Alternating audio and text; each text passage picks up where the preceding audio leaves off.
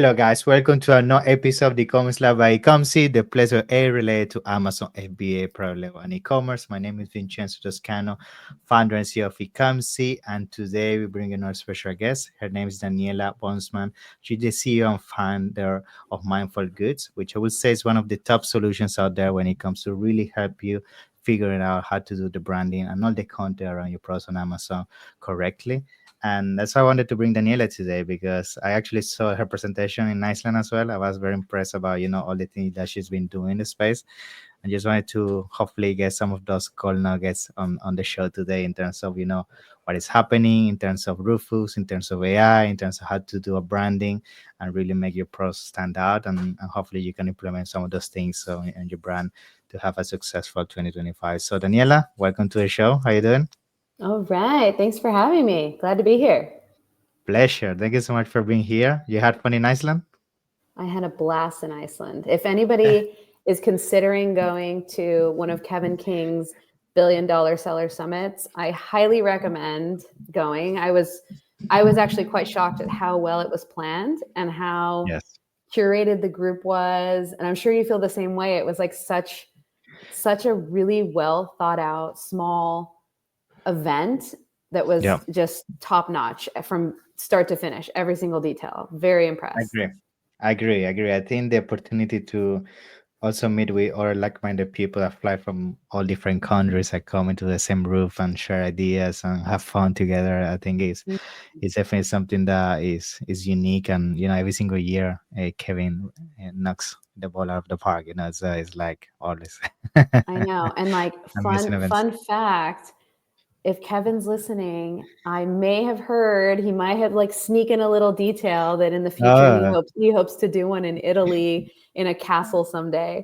I And if know. that's happening in 2026, sign me up. I want to be first on the list. I know. Me too. Me too. Anyway, it's a pleasure to have you. And as I was saying, I have seen all the great things you were present in terms of how to really make a product stand out from the competition. I think that's really the direction most brands have to go, especially in 2025, with the competition increasing now, having the situation with the tariff, where pricing is going to be a huge indicator towards if your product is going to succeed or not. The only thing that you have in your hands now is to have a good content and branding. So when it comes to that, we have seen a lot of things happening. Rufus is being, one of the major topics in that department. People trying to figure out how to optimize when it comes to Rufus, if Rufus is here to stay, and is the conversations are very interesting. And I think I would like to start with that when it comes to today's episode, because I'm sure with your clients and everything that you're doing, the first question most likely people are asking you is like, how do I make sure all my content is Rufus proof, right? So I guess let's start with that. What are you seeing when it comes to that? Yeah. This is such a great question. My favorite hot take for this, by the way, is there's an e-commerce leader that I was chatting with, and he has a huge catalog, and they've obviously been doing different types of tests with Rufus and whatever. And he said, you know what? If you were doing listing optimization right from the beginning, there's nothing new that Rufus is telling you. Yeah. Like Yeah. 95% of it should have been done in the first place if you were doing it I agree. right, you know? I agree. But I there agree. is still little gems that you can still pick up from Rufus. So some of the best practices that you can do right now that are very simple is going to your competitors' pages and seeing what shows up in Rufus as the top searched items. Ask Rufus what the top searched items are, top questions people have about this specific brand and this specific product. Take screenshots of all those questions. Do that on your own listing as well. Even from the main search results page, conduct some queries just like that, asking it, what are the best types of products for this specific, what are the best brands for this specific type of product? Why are people searching, or why are those the top brands, and kind of get those queries going and try to understand what Rufus is paying attention to. Then in order to bring that stuff into your listing, you just want to make sure that the creatives and the copy that you have on your listing is actually answering those queries, right? Like it's really simple stuff. Like, for instance, we're working with a brand right now, and a few of the top questions were, does this have dairy? Is it gluten-free? And is this vegan? Well, if you already had that in your listing copy, Rufus is going to be able to scan that and say and give the proper response. But the other thing Mhm. you want to do is, if you know that's a top question, a lot of times customers are not going to read the text anymore. I mean, they were reading the text in your listing anyways, if we're being Yeah. honest. So if we know this is a top question, then we should definitely be answering it visually as one of the first, second, and third things in your product images and in your A plus. You never want to assume that people are only looking at your product images, and you never want to assume that they're only looking at your A plus. So you should definitely put it in both places and make sure that it's visually able to see it. And then Rufus will be able to basically show that image to them when they ask that question in the search results, which is great. Yeah. Yeah, I think I totally agree. One of the reasons why Rufus has been taking so many people by surprise is because in the past, a lot of people had the belief that optimizing a listing was pretty much keyword stuffing and just put as many keywords as possible, just put some random images and that's it. And, Mm-hmm. and the intention and the message behind this, copy or the content wasn't really resembling the actual semantic meaning that you need to actually connect with the right kind of avatar that's looking to buy your product. And I agree, now it's all about making sure your images are on point, you have the right kind of people on the images that reflect the avatar, the lifestyle, which is something I get a lot of questions, and I want to go a little bit deeper into that. Like, we're seeing that Rufus now has now the potential, of course, to read your images, and depending on the lifestyle and who you have in your images, that's effectively who is going to potentially recommend the product to. So how important you're seeing now, more than ever, the elements that are taking effect on images? Do you see that being a huge factor when it comes to affecting the results, when it comes to Rufus as well now? For us, I think the type of creatives that we've done have always leaned in that direction anyways. They've always been Hmm. very, very lifestyle driven, very model driven, Hmm. very direct to consumer vibe, because we know that that's the thing for us that separates our clients from the pack. That being said, most of our clients are direct to consumer brands, right? So they're e-commerce heavy, less of like the private label type brands. So when they do use this type of creative, it does help them with their sales. We had an interesting case study that we released yesterday on our site with a brand called Jayu, and Hmm. it's a Korean skincare line. And the interesting thing about that is they were initially running ads related to the actual product and the search terms most related to what the product is. But when we think about shifting towards like what are consumers actually searching, typing in the search box, we need to be thinking through like a problem solution lens. So like for me, if I was searching for a product like Jayu, which is toner pads, right? It's basically toner pads for your skin that you wipe on your face. I most likely wouldn't be searching for toner pads. I would be searching for whatever I heard that this product does as a solution, right? So like I would probably be searching for um, pads for anti-aging, pads for anti-wrinkles, pads for less wrinkles, right? And so when you think about that, we want to make sure that we are using that sort of language in our creatives as well, so that we're showing like this is the problem that people are facing, this is the solution that we're giving, and showing tying those benefits into your story, like weaving them throughout your creative. So that's one thing that we noticed when we pivoted to that type of language in the creatives. It started serving up in Rufus, right? Whereas like if you're just putting toner pads, that's really only going to help you show up for questions related to toner pads or searches related to toner pads. But there's so many other ways that people search related to the problem that they're trying to solve.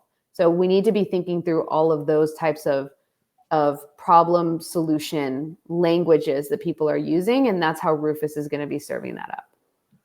Awesome. And I guess once all this optimization is done and all this is implemented, how do you make sure, I guess, from an algorithm point of view, that's what Rufus is actually reading. Because I know some people now bring into the conversation things such as Amazon Comprehend, Amazon Recognition. Is that something that you also recommend? Like once you do all this homework and do all the images as you mentioned, run them through a system like that, or what is your advice? I don't personally, I don't think you need to. Okay. I so I was really excited by recognition, and we were doing Yeah. early tests on it.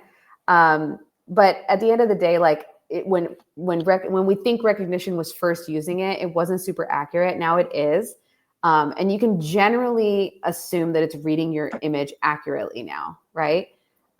Especially since a lot of people are going to be getting into making their images with AI, and you're instructing the AI on exactly what you want the image to be. So assuming Rufus would be able to read exactly what Yeah. that image is supposed to be, right? So it will be translating almost equally in the future. So for us, we haven't been really focused on using recognition, but it is really easy to see if Rufus is pulling up, is understanding your images, right? Because it's going to serve up the image as a response to that query, right? So if I went into the Jayu listing and I type in, does this product help me with my wrinkles or with anti-aging? It better show me some sort of solution in the form of an image, right? Exactly. And it Exactly. does. And so if you go and ask that and Rufus is giving you a proper response that is correct and is showing you the right image, then you nailed it, right? Exactly. Ideally, Exactly. ideally, every question that you prompt into Rufus should bring up one of your images. Yes, or the copy at least, be able to transmit that through your messaging, Mhm. which I guess the question that people is asking themselves is, of course, everything makes sense, and they start to understand, the methodology behind how to optimize for Rufus. But the reality is, a lot of people as well, they really struggle to understand what is the avatar they're actually targeting, and that's something I find all the time when I have calls with people. Like, you ask them, what is the actual persona you're trying to target, and sometimes they don't know. They don't know if they are targeting specific gender, in specific age, location, profession, lifestyle, all of that. And sometimes it's a question that can really make the difference in terms of how you do your brand in the first place. So I guess from the experience that you have with working with all these brands, like how you sometimes answer the question if you don't know what's actually your avatar. Oh, that's such a good question. And we do get this a lot. So Yeah. there's a couple tools out there right now that can help you understand this. One is if you're already selling on Amazon, you can go into your brand analytics and pull the demographics. It'll show you if most of your buyers are male or female, what age group they are, all of that. So that's amazing. If you're not already selling on Amazon, then you don't have this data at your disposal. What you can do is use third-party tools. One of them is GigaBrain, which searches Reddit threads. The other one is called voc.ai, which is searching Amazon reviews. And what you can do is basically pull the reviews or any sentiment related to your category or your product, or hopefully your brand name, if people know about your brand name, if there's enough awareness about your brand name. If not, there's not going to be enough. But if there's generally enough conversation happening around your type of product or your category in which you sell, you can basically ask in GigaBrain AI, very similar. You can have a chat very similar to how you have a chat with ChatGPT. You would say, pull up all the conversations around Korean skincare. Great. So it pulls up all those conversations, right? Now it says, now you can tell it, pull me all the, pull together based on all of these conversations, build me a psychographic analysis of the people who are buying Korean skincare products. And it'll pull all that data and say, most likely, based on these discussions, this is the person, this is the age group, this is the types of things that they're into in their lifestyle. These are the places that they go. These are the types of things that they care about. These are the things that motivate them to make purchases, right? And using that, you can start to understand who the buyer is, right? If we know that this person is most likely into other wellness activities like yoga and healthy green juices, well, great. We're going to show a healthy, gym girl with her Korean skincare products, or we're going to show like more of those like yoga settings or that type of lifestyle yoga vibe in that imagery, right? So it just like helps you paint the picture of the type of person and the types of things they like to do, so that you can build those into your creatives in a really smart way. So I love GigaBrain for that. And there's other tools that are out there, right? It's just pulling as much of that data that's out there into one place, so you can start to understand it and analyze it and build that profile. Love it, love it. Now, when it comes to Rufus, of course, a lot of the conversation is also being shifting towards how we use AI to make the content around our brand, right? In terms of our main images or A plus content and all of that. And there's a lot of mixed feelings when it comes to that, because I strongly think that AI is still not in a position that could fully make that for you. I still think that you need humans to really do the final touches and the brand guidelines and really give the strategic approach. But AI can do a lot of the heavy lifting sometimes. So I guess what I wanna hear from you is, given that you of course doing this on a daily basis, I'm curious to know, how AI has been changing your workflow. Like, are you using AI into creating some of the stock images I use for your designs? Like, just give us some example, because I'm sure a lot of people is listening to this, like sometimes are not aware of what they can use AI for, and maybe this can open the Pandora box for them. Yeah, really great question. And high level thoughts on AI in general is, I think everyone right now thinks that, or the messaging right now is that all of us creative agencies should be scared. We're going to lose our jobs. I can tell you, no one on my team is scared at all. We've been using AI in our imagery with our client projects for probably almost a year now. And we use it in selective cases and with selective categories. It's not a great fit for every product. The technology is great, but it's not 100% where you can absolutely not tell the difference anymore. It's like the difference between when people first started using renders on Amazon and they started using really bad renders. And of course, Amazon's like, don't do that. We don't want, low quality renders on Amazon. And so they told sellers they couldn't use renders. Well, we know most sellers, especially in the pet category, use renders. So it's not that people aren't using renders. And it's not that Amazon doesn't want renders at all. It's that they don't want low quality renders. And that's what's happening with AI, is that everyone has access to these tools now. And if they start putting out bad quality renders or AI imagery, that can actually hurt your listing. So that's one of the things that we need to consider, is that what we're putting out, is it quality, right? And so that's really one of the lenses. We had a client that came to us, I would say a couple years ago now, and their entire listing was made with 3D renders. And they weren't bad renders, actually. They were pretty good. But something about the listing was losing people. Like, it was just not trustworthy, because you're looking at an entire listing of basically 3D generated images that are not real. It's like, have you ever seen those like renders of apartment buildings before the apartment building has a photo? Like, it's not a real photo. It's a It render. looks So fake. it's like, It looks it looks fake. And you're kind of like, oh, I kind of get what the apartment's going to look like, but you wouldn't go and spend like $500,000 on an apartment without really knowing. Right? You're like, you don't fully, it's like slightly off, and it can be beautiful, but slightly off. And so that's what happened with this listing in particular. It was all renders. And so what we did at the time, because they didn't have a ton of photography, we took some of the photography that they did have. We took some stock imagery, and we took some of the renders that they did have. And we kind of filled in the gaps to create something that felt more authentic and more natural. We brought in some of their UGC images. We brought in photos of the founder. We brought in shots of the product, like real shots of the product, and it mixed it with the renders that were good. So it didn't feel like everything was fake. It gave you like a mix of everything.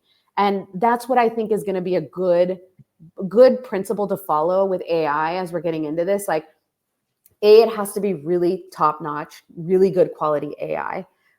Two, it shouldn't be everything on your listing is AI, unless you're in a certain category where it's really hard to shoot the product. It's really hard to, it's really expensive to shoot the product. It takes too much time to ship and shoot the product. Like, there's things that are like, obviously, we worked with a category of, it was like holiday ornaments. Well, when your back's against the wall and you need to shoot, not just even 1,000 ornaments, but let's just say 5,000 ornaments, you don't have time to be sitting there doing a photo shoot. You have to use AI, right? So there's certain catalogs, certain categories, certain things that we need to look at and say, when is the best opportunity to use AI to your advantage, and when should you not? And even then, you can still incorporate more stock elements to make it feel more natural and not fully AI generated. So I think I that's going agree. to be a really, really big focus for a lot of people, is like kind of making sure you're following those principles. But beyond that, and I think I shared this in my presentation in Iceland, was the thing that I'm even more excited about. I'm less excited about the like one-off images for Hmm. Amazon listings. Like that's fine, you know, it's Yeah. going to get better. It's cool.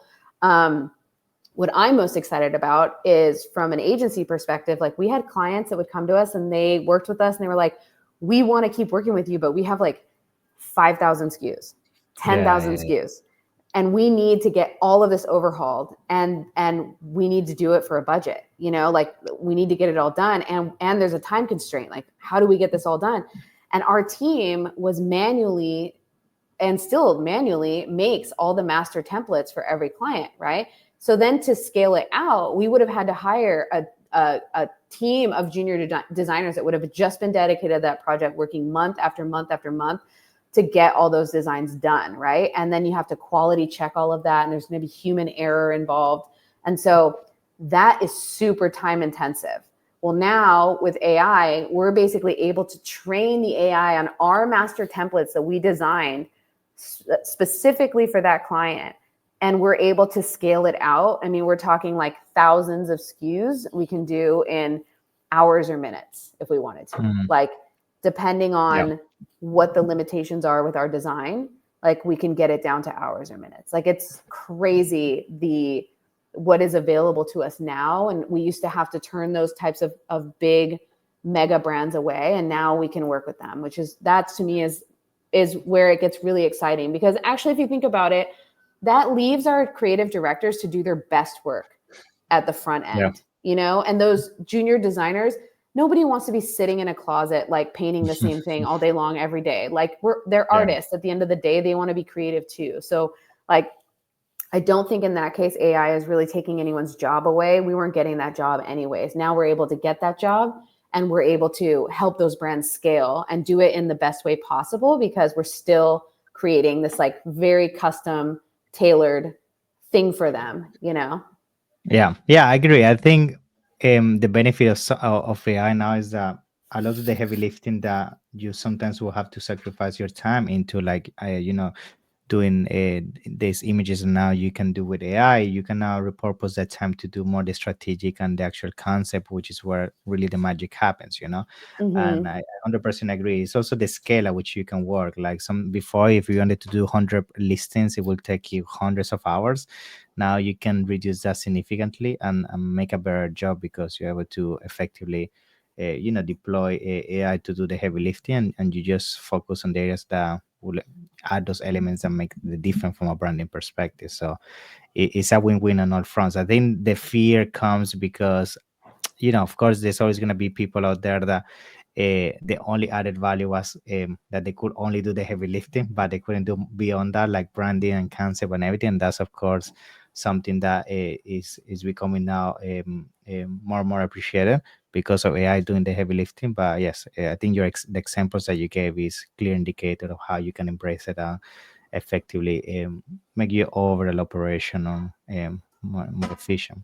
The other thing Um, is, if you look at split testing in general, like that's mm, the third area where we're using AI to our advantage, right? Because think about the way that we design like A plus content right now. It's a really heavy lift, right? And it's built like a landing page. It's got carousels. It's really, really polished design. And same thing with our product images. We might create like a variant of one or two of the images, split test the stack to know the order, right? But beyond that, that's where we're kind of limited in our testing. Well, with AI, if we could feed the AI our master template, which we can do now, we can then tell the AI, I need 10 variants of this with this type of messaging, and pointed at this avatar. I need these 10 variants of this one for these different avatars. And then you can literally just take those and split test them month after month on manager experiments. Or you could test them on your own on something like IntelliV or Product Pinion.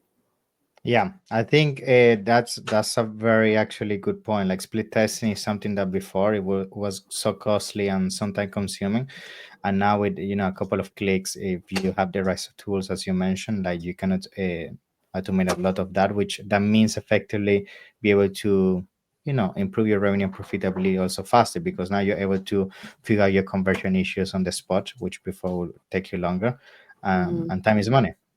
So very important. Cool. Now, I guess to start concluding, we talk about Rufus, we talk about AI, and how that's changing the way we pretty much navigate the whole content concept. What are things you would like to briefly mention, I guess, that you think is something people should know when it comes to branding and content to be aware of for 2025? Yeah. Yeah, I think one of the biggest things is just making sure that you're not getting distracted by all the shiny objects, right? Like at the end of the day, we've been using AI for over a year. Has it changed our process and how we do things? No. Do we still stick to the foundations of what we do? Yes. Like it's still for us, there's 3 steps that we follow every single time. It's SEO and copy to help you get found. It's main images to help you get clicks into your listing and steal that click share away from your competitors. And then making sure that your product images, your A+ content, and your storefront is built out to the best standards with the data driven information that you need for conversion. Like if you follow those 3 steps, you're golden, right? And then you should, I mean, the Rufus stuff is going to work for you. The AI imagery you can supplement where you need it. Like those are the foundations that haven't gone away. Like that process has not changed how we build listings, and we split test with our clients. We're still seeing over 80% of our clients that are increasing their sales anywhere from 20% to 2,500% by following just that framework, just 1, 2, 3. So if something's not working with your conversion, it's just getting back to those basics. It's not about thinking like, oh, I need to go do this whole Rufus special optimization. No, it's like just look at those 3 things, and Rufus is a part of that now. Like it's not like you're having to change your whole way of doing things because of Rufus, or your whole way of doing things because of AI images. No, it's like those things just made it easier for you to do the main foundational work that you should have been doing in the first place. Yeah, I agree. I agree. So I think, yeah, that's perfect place to conclude today's episode. Daniela, I appreciate your time and your knowledge, and I'm sure some people might want to reach out to have a deeper conversation or figuring out how you can help with all of these things. So tell us how people can reach out and find you. Yeah, you can find me at mindfulgoods.co. You can find me on LinkedIn. At the bottom of our website, we have a mini audit. So if you want myself or one of our creative directors to actually look at your listing and help you out with a bunch of suggestions of what we recommend for you, you can get that on our site at mindfulgoods.co. Awesome, Daniela. It's a pleasure as usual, and hopefully I see you soon in some of the upcoming events. Yeah, thank you so much. Thanks so much. See you soon. Thank you. Bye bye. Have a good one.